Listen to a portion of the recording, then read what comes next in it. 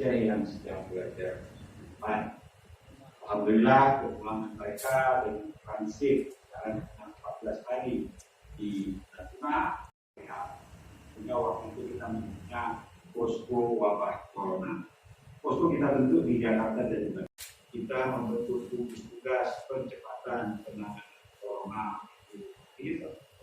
Tugas sebagai tindak lanjut surat edaran Mendagri 40 dan keluar masuknya orang melalui perbatasan kita terhadap provinsi tetangga itu terus kita lakukan.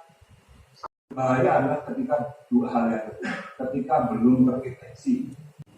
Provinsi sudah bergerak, TNI bergerak, Polri bergerak, seluruh Provinsi bergerak, termasuk tingkat kota.